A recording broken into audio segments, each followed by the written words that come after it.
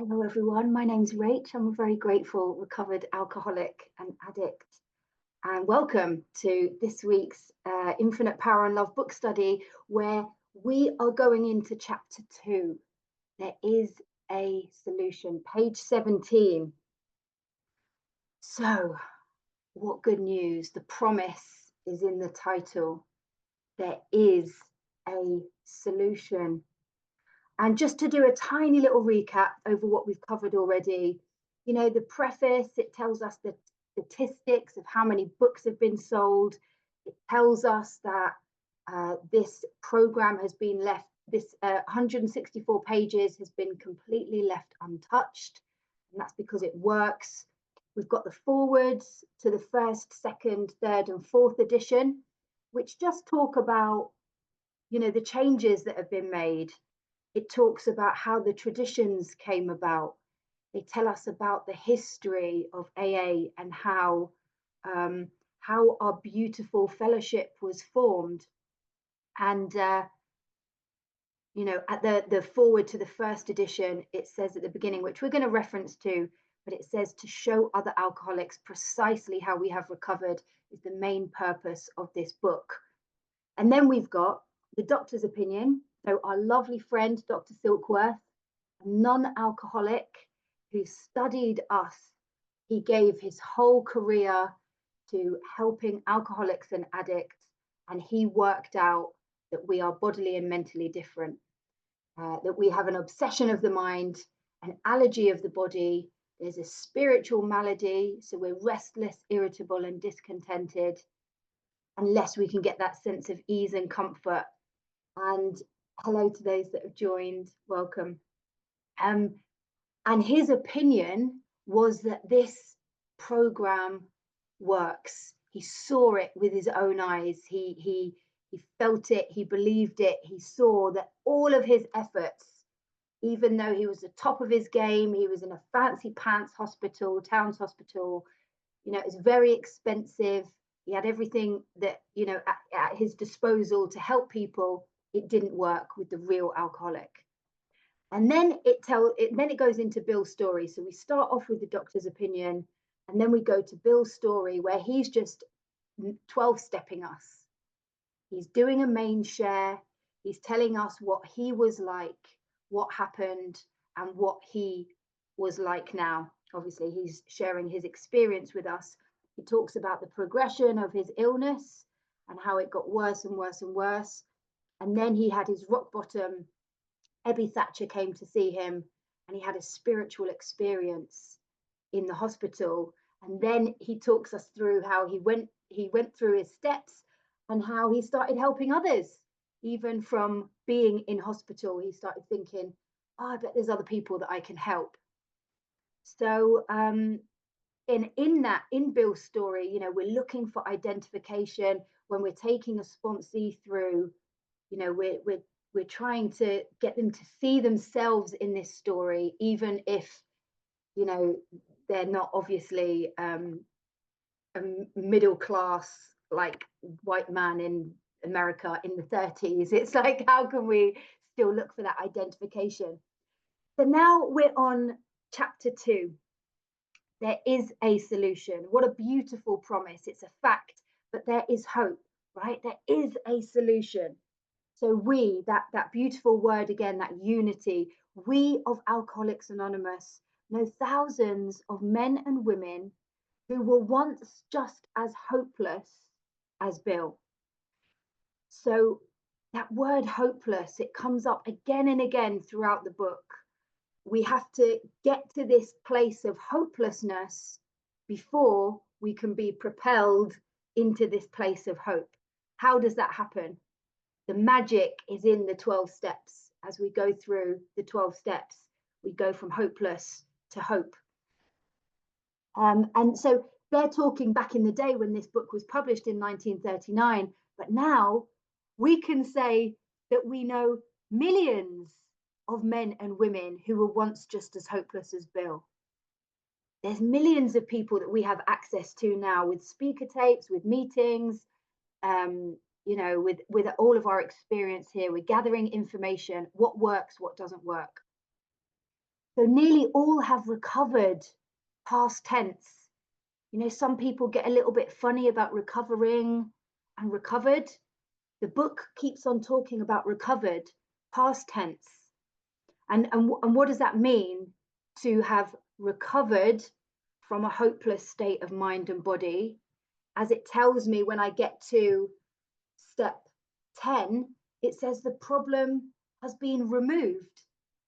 I have an obsession of my mind, an insanity, which keeps on taking me back to that first drink or drug.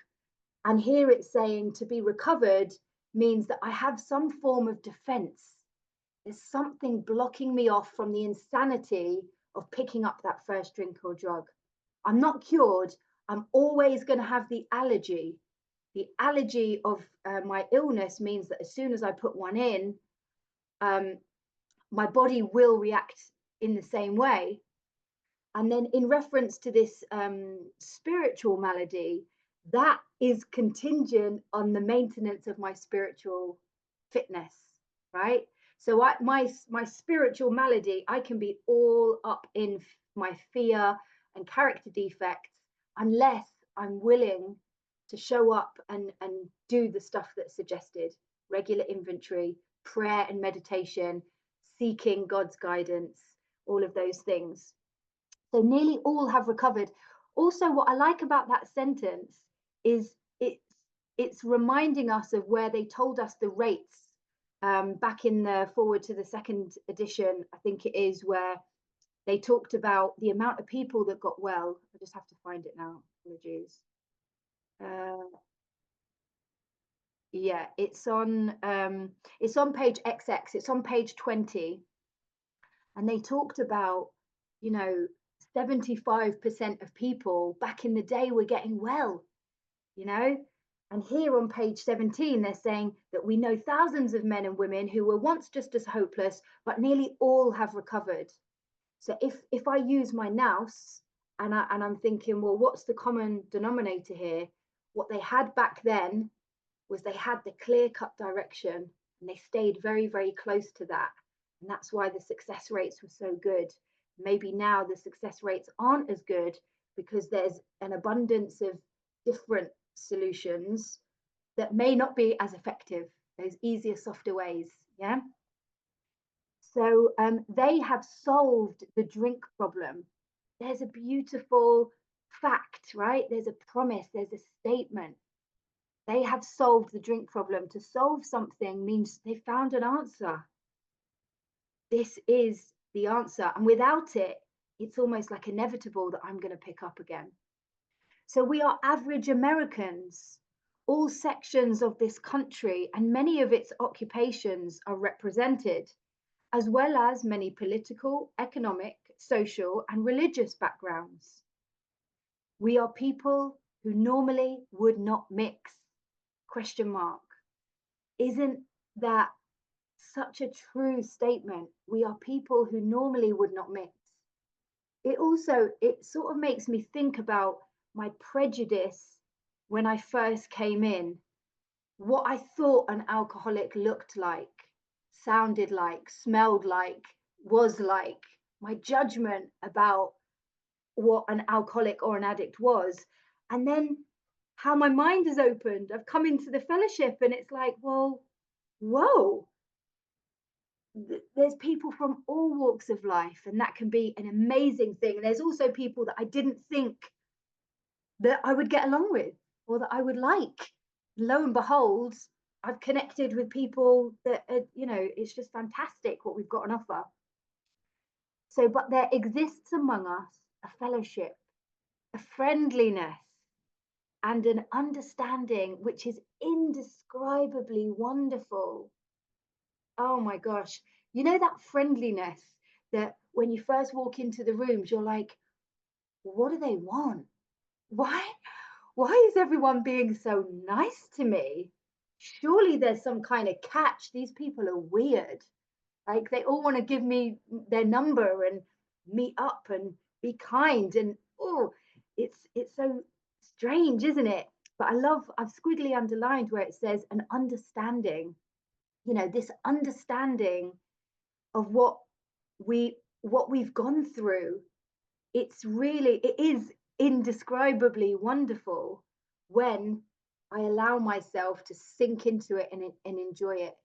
If I put my walls up and my barriers up and I still feel a little bit separate and a little bit different and a bit unable or unwilling to kind of get stuck in, this is my new tribe, these are my people, this is my family. And I hope that doesn't sound like I'm telling anybody what to do, but I just mean to experience the wonderfulness of it means that like open heart and open mind towards the people in the rooms.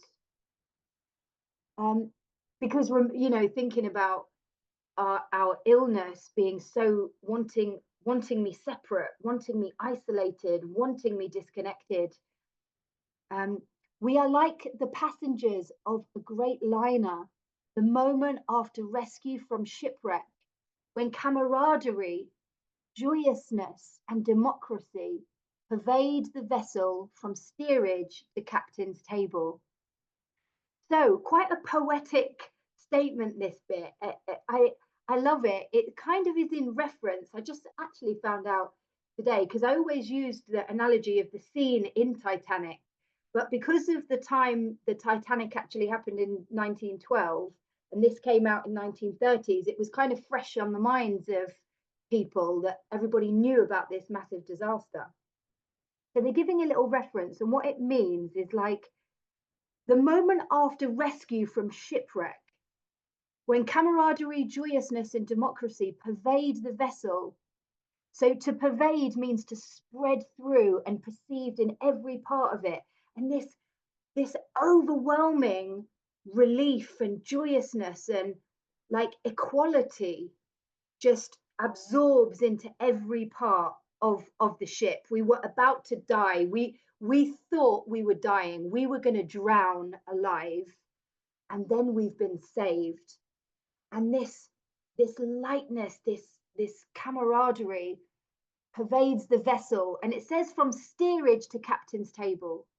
So steerage being, if you imagine a great liner, so imagine the Titanic and imagine the most economy, like you're not even paying for a ticket, you're probably working.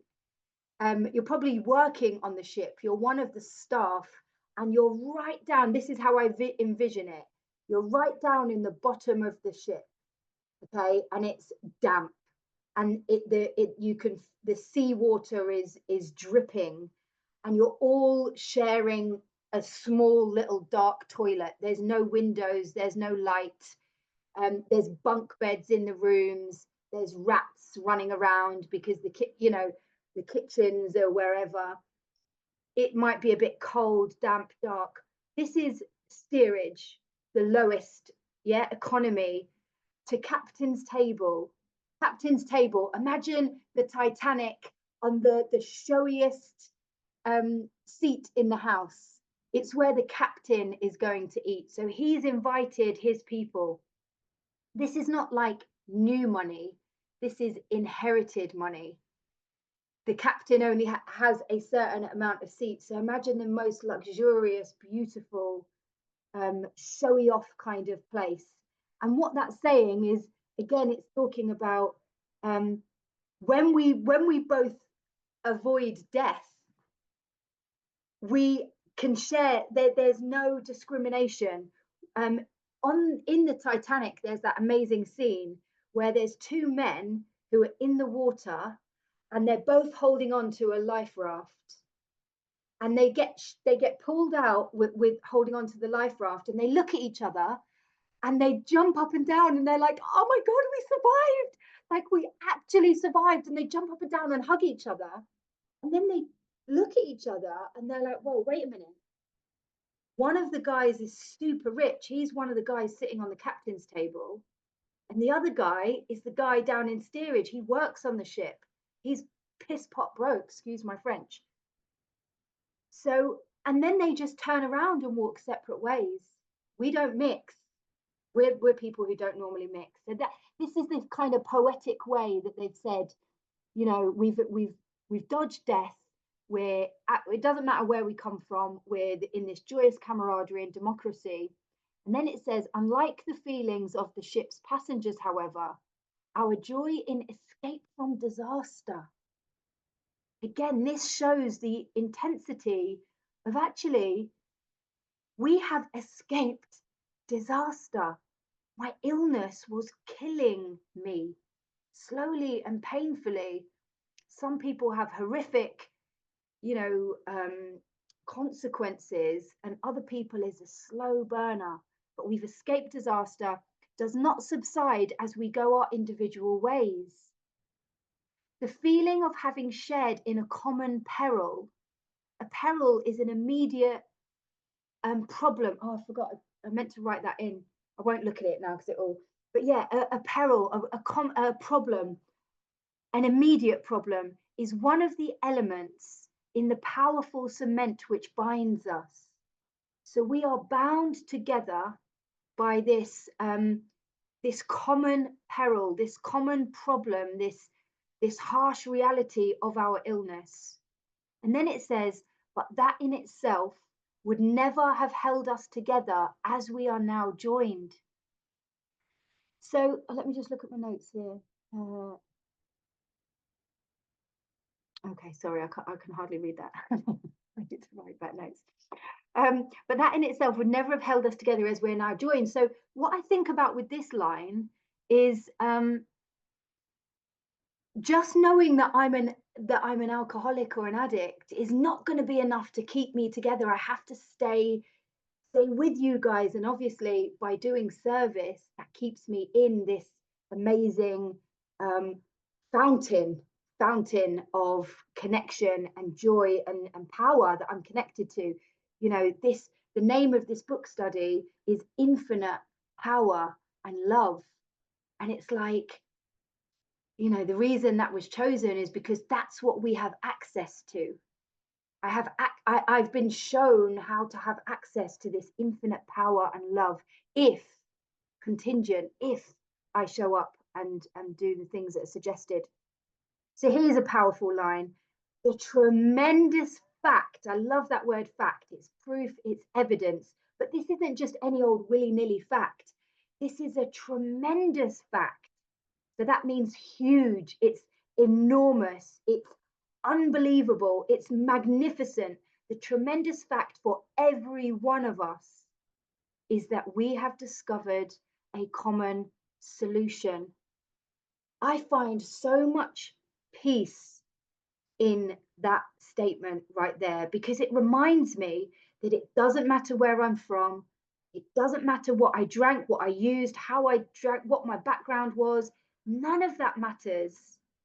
I've got a common peril. I cannot stop when I want to stop, and I cannot control the amount I take once I've started. I have a spiritual malady which makes me very uncomfortable unless I can get this ease and comfort. And guess what? There's a tremendous fact for every single one of us, and we've discovered a common solution. So when I read this over and over again, it kind of sometimes it never ceases to amaze me that it's so simple. It's like, this is the common solution. Just get into it. Just do it. Like, why do I resist? Why do I forget? Why do I? And obviously, it's the insanity of my illness, the selfishness and self-centeredness of myself makes me kind of step away when life gets good. So we have a way out.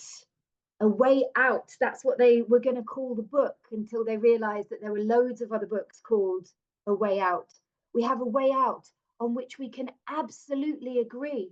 That means completely, wholly, absolutely agree. And upon which we can join. There's that unity again, in brotherly and harmonious action. I like that. That's just jumped out at me. The fact that it says harmonious action. And the reason it's just jumped out at me is action is a doing word, isn't it? Where we've got that chapter called Into Action.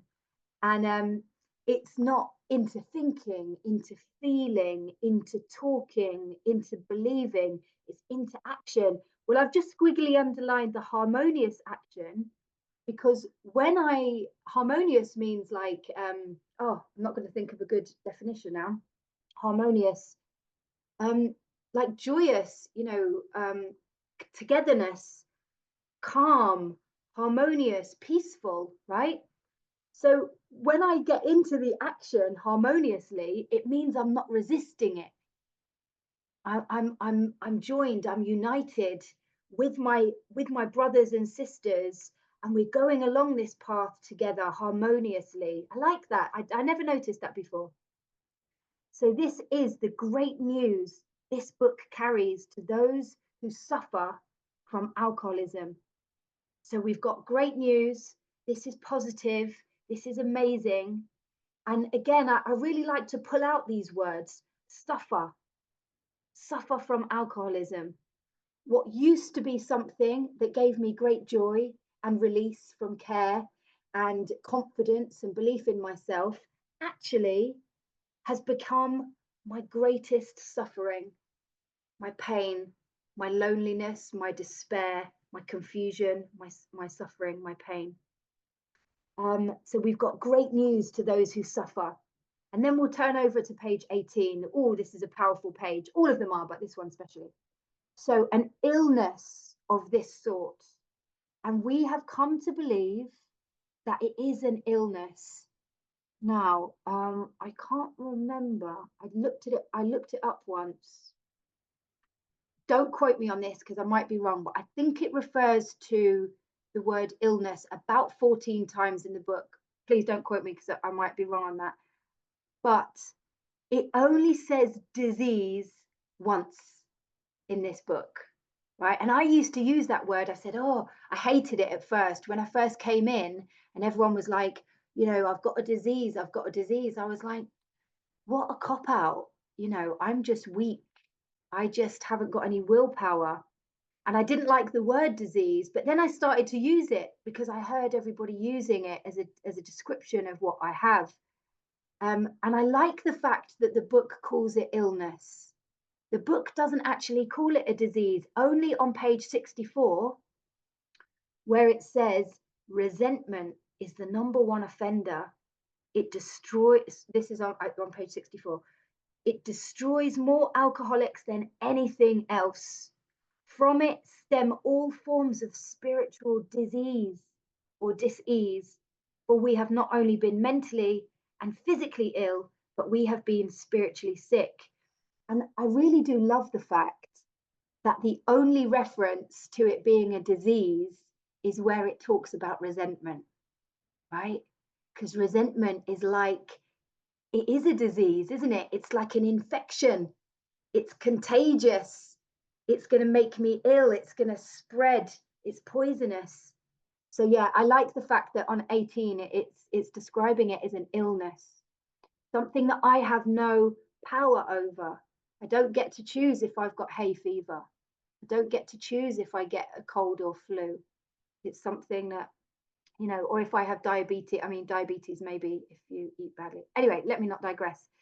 So, an illness of this sort, and we have come to believe that it is an illness, involves those about us in a way no other human sickness can. So, let's just think about that for a minute.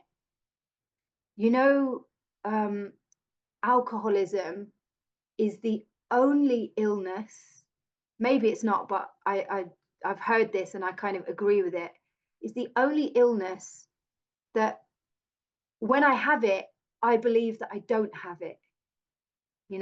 If I were to have, if I were to have cancer, I'm not suddenly going to feel better one morning and go, I don't actually feel that cancery today. I feel okay. You're not going to argue with that. But with alcoholism, it's this cunning, baffling, powerful illness that makes me believe I don't have it. It's a strange one, isn't it? When you look at it from the outside, you can see that whatever substance I'm taking, I'm slowly killing myself, but I'm taking more of it because I can't stop. I think it's going to make me feel better. So it is a very strange human sickness. If a person has cancer, all are sorry for him and no one is angry or hurt. This really refers to the confusion that not only we have, but that our families and our friends have about us as well. But not so with the alcoholic illness, for with it there goes annihilation of all things worthwhile in life. Question mark. Oh, now that is a big statement, isn't it? Annihilation. That means completely obliterated, destroyed. Very strong word. For with it there goes annihilation of all things worthwhile. So, what are those things that are worthwhile in life? Let's think about it. My health. My health is worthwhile. I'm killing off my health. What about my relationships with my family? I'm isolating. I don't want to see my family. I don't want to respond to my family. What about my career? What about my aspirations for my job, for my work, my career? What about my relationships? Intimate relationships, my partner, my best friends. You know, there's so what this worthwhile stuff in life. It's annihilating all of it. It says it engulfs all whose lives touch the sufferers. Welcome to those that are new, that are just come in. It engulfs all whose lives touch the sufferers. So that word engulfs, it means like completely consumes. It surrounds, it swamps, it engulfs without their say so. They haven't invited this in. They haven't chosen for us to be ill. It engulfs all whose lives touch the sufferers, question mark. Can you relate to that? Is that your experience? Oh, here we go. This bit's harsh. This is so harsh, all of this. It brings misunderstanding, question mark. Did your family, did your friends, did your colleagues just completely not understand why? Why are you doing this to yourself? They can't understand it. Misunderstanding. Not just them, but myself. I can't understand why I keep on doing it. Then it says fierce resentment. Not just resentment, fierce resentment. After that misunderstanding, fierce resentment, confusion, upset, pain, arguments, chaos, torment, anger, financial insecurity, question mark.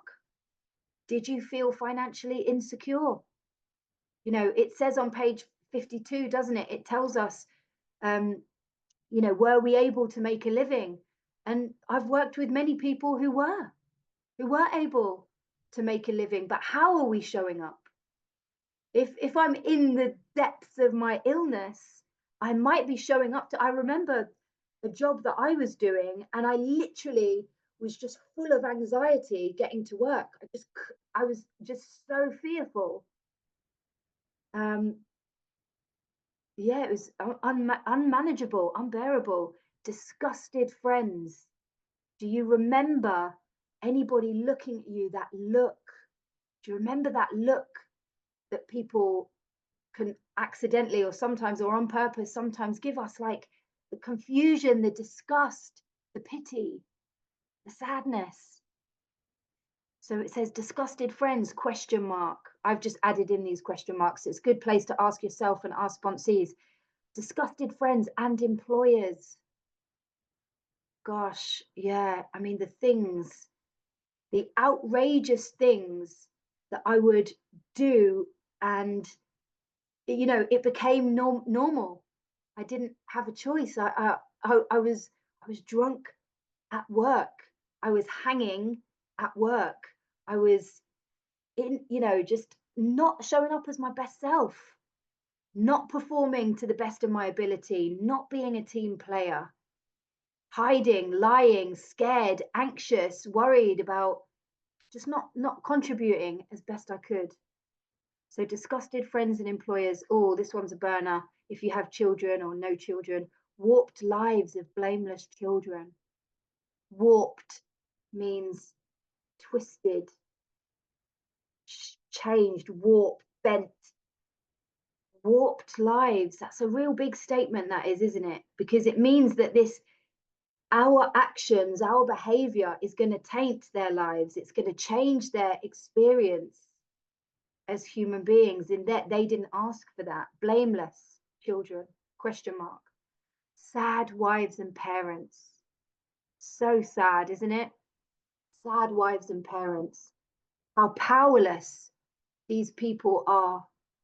How powerless they are to watch the people they love slowly and painfully, or quickly and painfully, just shrivel up in front of them and turn into these shells of humans that they once knew. And then it says anyone can increase the list. And I've got another little question mark in there. So hard hitting, right? Hard hitting first paragraph on 18. We hope this volume will inform and comfort those who are or who may be affected. There are many.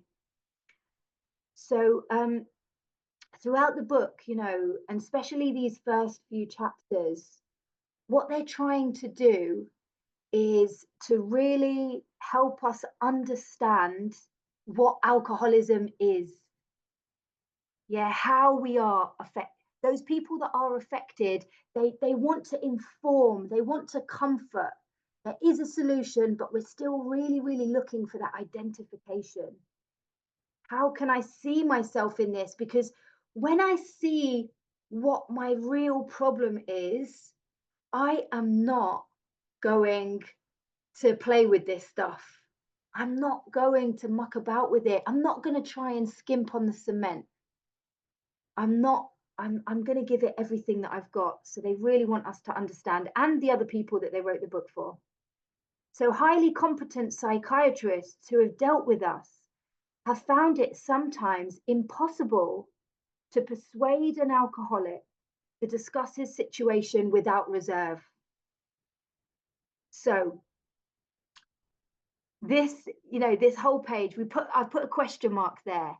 You know, is this your experience? Did you go and see a highly competent psychiatrist? Did you go and speak to a therapist?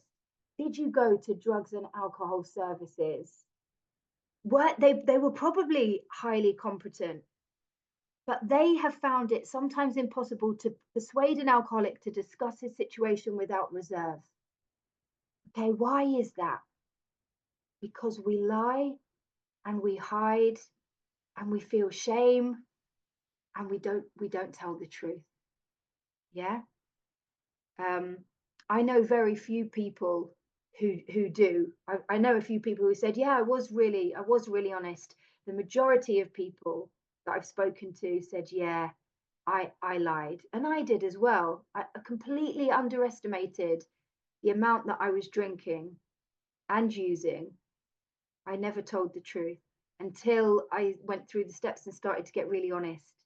Strangely enough, wives, parents, and intimate friends usually find us even more unapproachable than do the psychiatrist and the doctor. So these are the people, these are our nearest and dearest. They know us better.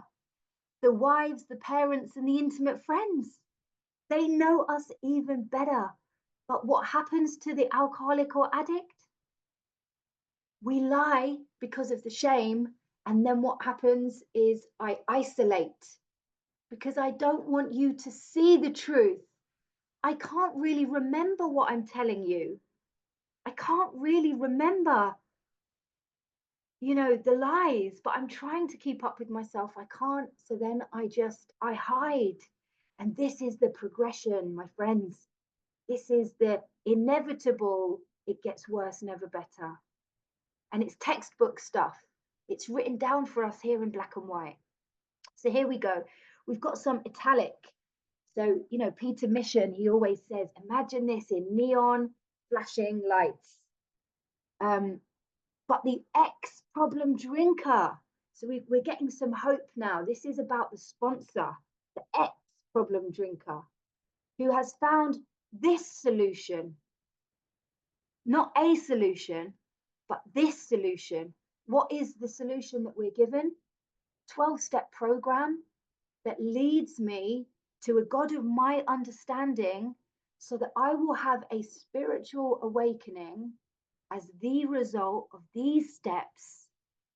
And then I will try to carry this message to other alcoholics and practice these principles in all of my affairs. That's what the 12 steps does for me. And that's what this solution is, a spiritual awakening as the result of these steps. And we're just in step 1 now, right? We're talking about, the powerlessness and the unmanageability, the insanity of the illness. So, but the ex-problem drinker who has found this solution, who is properly armed with the facts about himself. So, us here now today, we're on this book study. It's Friday evening, and we're studying the book line by line, page by page. We are seeking to get properly armed with the facts about himself. We're seeing that identification in the book, which means I can't lie. This is me in the book. I can see it, I can understand it. And the more I'm properly armed with the facts, the more confident I am to give it away. And that's what means I'm never short of a sponsee. Never short of a sponsee, because I'm properly armed with the facts. So, and facts, we love in this book study, we love that word, because it's like, if you think about what my problem is as being an alcoholic and an addict, I'm insane and I'm delusional, and I come into the program not able to be very honest. But these are the facts about myself.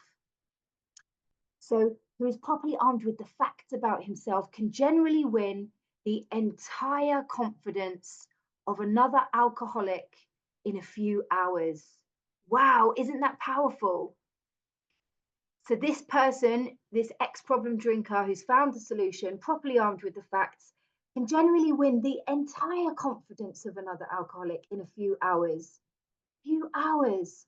That was, Bill Wilson going and speaking to Dr. Bob.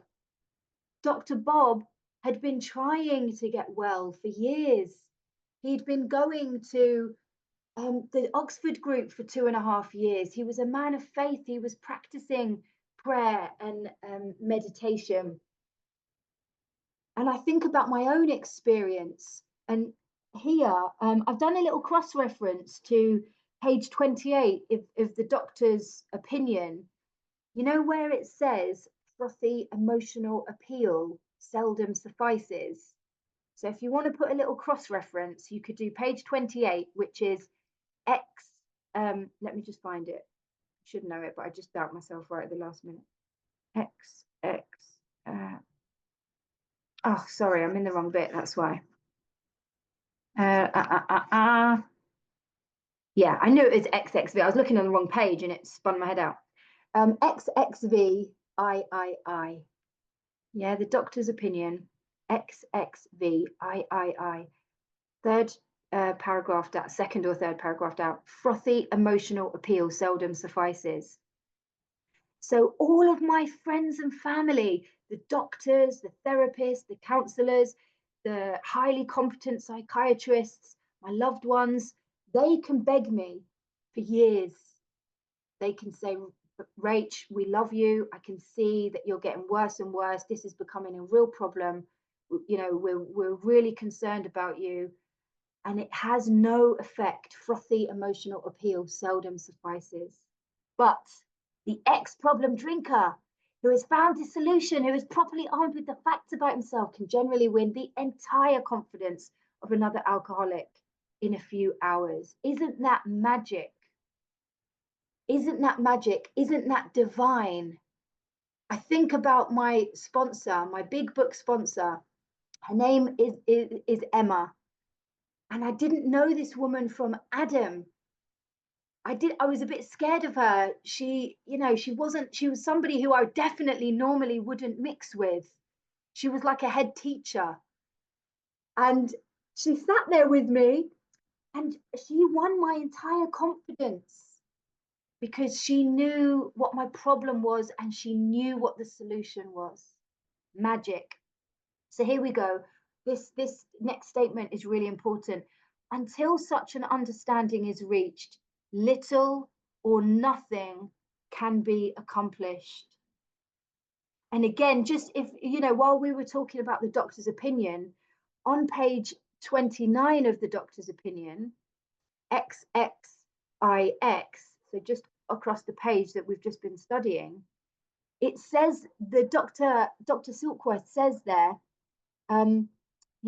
he talks about this relapse that keeps on happening after they have succumbed to the desire again, as so many do, and the phenomenon of craving develops.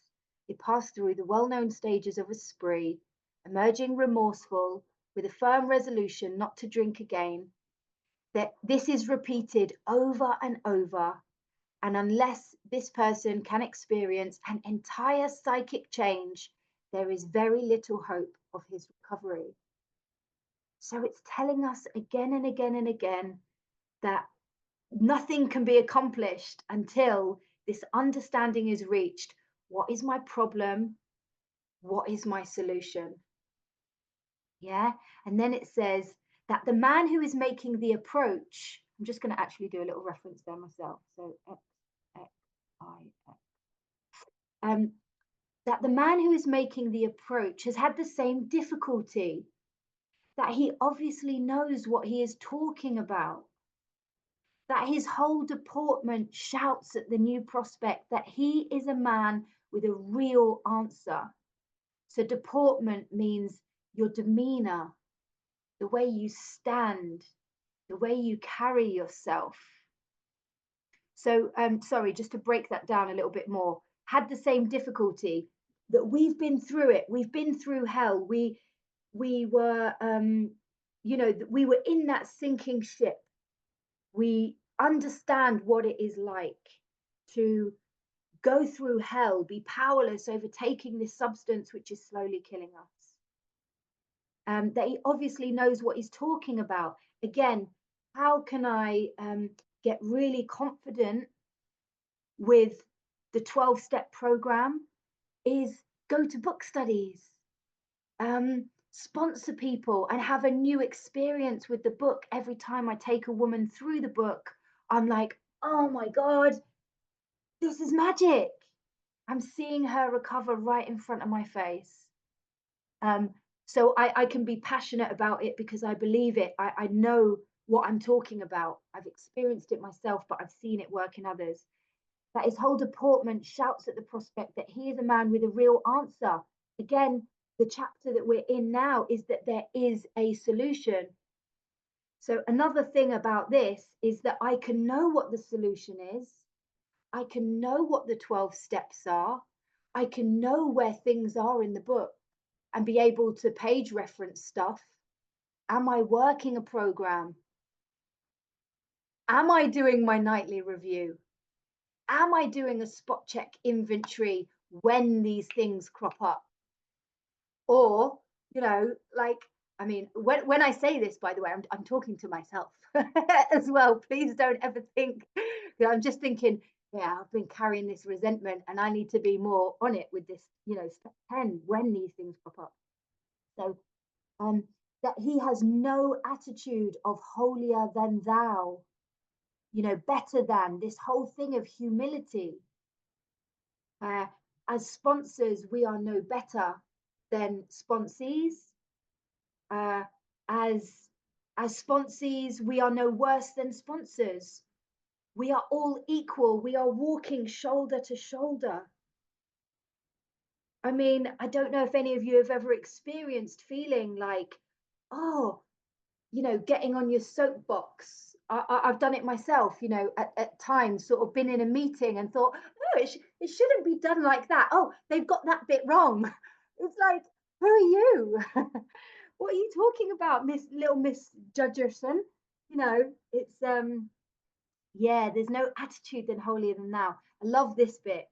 Nothing whatever except the sincere desire to be helpful. So not just a desire to be helpful, but a sincere desire to be helpful, you know? And I remember when my sponsor, she used to say to me at the end of every step session, I'd say, "Oh, thank you so much for your time." And she literally used to look at me and she said, "Honestly, Rach, you are helping me far more than I am helping you." And I was just like, I don't understand that. Like, surely you're lying to me. I'm so annoying. I must be burdening you in this hour, because why would anybody want to? But she had a sincere desire to be helpful to me. She gave me her time, her love, her patience, her tolerance. And I felt that. I really felt that. And I want to, spend the rest of my life, hopefully, carrying that forward. That there are no fees to pay. Did you ever have that feeling when you first came in and you're like, I know what these guys are up to? How much what do they want from me? Like, how much is this going to cost? And then when you realize that actually you don't have to contribute, obviously we get to the tradition 7 and we want to be self-supporting. We want to keep our home groups healthy. No axes to grind. So it's funny this, right? I always forget what this actually means because I'm quite a visual person. So I always imagine like a little shed in a old stone, like in an old stone building, and somebody like grinding an axe, like back in the day. I don't know why, that it's like real hard work, that somebody's slogging away and there's like dust and soot over everyone. It doesn't actually mean that. I had to look it up. It means a selfish aim or motive. Okay, so a selfish aim or motive, no axes to grind.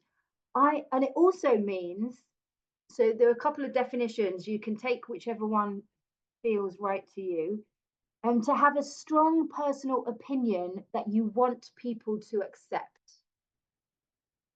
So I imagine this being like, look, I'm right. I know that this is what you need to do. I want to fix you and you have to do it this way. And actually, I'm doing it for myself, so no axes to grind.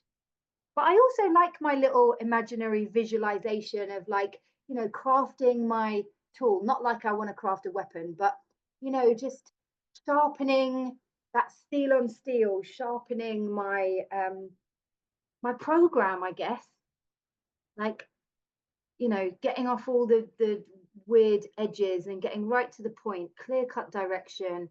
How can I get connected with God and stay connected with God and be useful and stay on God's path, not my own? No people to please. So again, we're not obligated. This is this person, this sponsor who shows up is not not forcing me to please anyone or trying to please anyone. No lectures to be endured, because we know how well it goes down to try and lecture an alcoholic or addict. Just doesn't work. You'll never hear from your sponsee ever again. These are the conditions which we have found most effective. So this is talking about sponsorship. Yeah, this whole paragraph is talking about sponsorship. After such an approach, and again, this is talking about sponsorship even in step 1. So they're telling us over and over again, remember, back in the forward to the 2nd edition, strenuous work. It also indicated that strenuous work, one alcoholic with another, was vital to permanent recovery. So they're dropping these threads of our recovery all the way through the book. And that's how I get to keep it, right? By giving this thing away. that magic, that kindness, that love, that information, the facts that were given to me by that woman have helped me stay sober. And by giving that away, I have not picked up for a certain amount of time, which is a miracle. So on page 19, after such an approach, many take up their beds and walk again. So this is in reference to a biblical, reference about being healed. Somebody who's in bed, sick, ill, can't walk, they're actually being magically healed, and they are able to walk again. A miraculous a miracle. So none of us make a sole vacation of this work, nor do we think its effectiveness would be increased if we did. Now this bit, there's a bit here and at the end which always spins my head out a little bit, because it feels a little bit contradictory. I think we will get through it. So a vocation means a main occupation, okay? And but also vocation also means like calling. So it's quite interesting. It's like, I'm being called to do this work. I'm being drawn back to what, if we look at it like that, I've been brought to my knees. I've been beaten into a sense of reasonableness, so I can finally get on the path of God's will, which is to be helpful and useful to others by using my pain to help somebody else live and help myself have a real deep understanding of what life is about. So none of us make a sole vacation out of this work. So nor do we think its effectiveness would be increased if we did. Now, what I think this means is that because this was obviously written back in the day, a sole vocation. So we'll always do this for fun and for free. Okay, we've got a lot more jobs now in the field. There are loads of people who their sole vacation might be working in a rehab. That's totally fine. We need people who have lived experience working in these places. But we always have to do this for fun and for free. The rates of relapse for people who work in the field are actually very, very high, because our traditions state that we cannot be paid to do 12-step work. It's a spiritual thing that cannot be bought. So even if you work in the field, yeah. So we feel that elimination of our drinking is but a beginning. Wow, isn't that such a, we've been through it. We know that that's the truth. We feel elimination of our drinking is but a beginning, because the elimination of drinking is, we're drinking, that's the symptom of our illness. Our real illness is that spiritual malady in my soul, that hole in my soul, and this mental obsession and physical allergy. My drinking was just a way that I would soothe the madness in my head, right? So this is a much bigger plan. There's so much more work to do. And then it goes on to say a much more important demonstration of our principles lies before us. And then this is in order for a reason. It says in our respective homes. So I'll put a little 1 there. That's the first order. Yeah. Then the number 2, our occupations. And then number 3, our affairs. So basically, that's saying everything and everywhere. But it's in that order for a reason. And demonstration means how I show up. Again, this is not me talking about my spiritual program or me thinking or feeling about my spiritual program. My principles are my 12 steps. Love and tolerance of others is our code. Am I living with honesty? Am I living with integrity, with courage, with faith, with hope? Am I living along these spiritual principles? And it's hardest to do that in my home, because those are my family. They've probably seen me, that they've been in my life before things got really bad. Now all of a sudden I'm working a program, and it's easier to do it when I'm around fellows who are working a program, who understand that, I'm a baby in recovery, and that, I can make, spiritual progress rather than spiritual perfection. And we can go, oh yeah, you're in fear, let's do some inventory around that. We get it, don't we? But in our respective homes, it's really hard. Who has ever had problems at work? Do you know what I mean? Working with people who, everybody's got their own agenda. I see you laughing, Tom. Or at college, or when you're out in the real world with occupations. There's I'm speaking with loads of people at the moment all about issues that are coming up at work. And affairs, that means everything outside of that, right? The homes, our loved ones, jobs and studies, and all of our affairs, our neighbors, our daily lives. Yeah, and that word demonstration is biggie. All of us spend much of our spare time in the sort of effort which we are going to describe. Effort. I've squiggly underlined that word effort. This is going to take time, energy, effort, exertion to try and live by these spiritual principles. So a few are fortunate enough to be so situated that they can give nearly all of their time to the work. So that's the bit that kind of spun my head out, because at the top of the paragraph, it says, we do not make a sole vocation, nor do we think its effectiveness would be increased. And then at the bottom of the paragraph, it says, a few are fortunate enough to be so situated that they can give nearly all their time to the work. But so it'll be interesting to hear what you guys think about that. But I've squiggly underlined the word fortunate, because remember, this was written back in the day. So there weren't meetings on every church corner, in every city, in loads of community huts, on Zoom all times of day and night, and every country around the world. You were fortunate if you lived near somewhere, near a hospital, where you could go and do this work. And again, I think of the humility and the gratitude that statement says, that we are fortunate enough to be so situated that they can give nearly all their time to the work. Because my experience has been that the more I do this work, the more I give myself to this program and to helping others, the freer I become. And I like this statement. I think it aligns with, on page 14, which we went over not so long ago, where Dr. Silkworth says, he says, anything is better than the way you were.